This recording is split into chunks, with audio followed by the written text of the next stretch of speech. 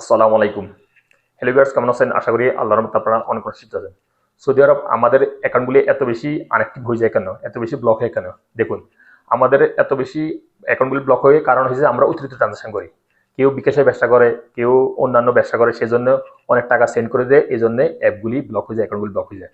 আর আপনার যদি স্যালারি থাকে ৩,০০০ রিয়াল, তাহলে আপনার ৫০০ রিয়াল পর্যন্ত ট্রান্সফার করতে পারবেন, লোকাল ব্যাংকে ট্রান্সফার করতে পারেন, দেশে পাঠাতে পারেন, সমস্যা নেই। তাহলে অ্যাকাউন্টগুলি সুরক্ষিত থাকবে, অ্যাপগুলি আনঅ্যাক্টিভ হবে না।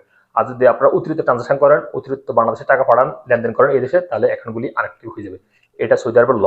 অবশ্যই আপনারা দেখে শুনে ট্রানজাকশন করবেন, তাহলে আপনাদের অ্যাকাউন্টগুলি আনঅ্যাক্টিভ হবে না, ব্লক হবে না। আর অনেকেই কমেন্ট করে, ভাই আমরা অতিরিক্ত একটু টাকা বেশি পাঠাতে হবে, তাহলে কিভাবে পাঠাবো?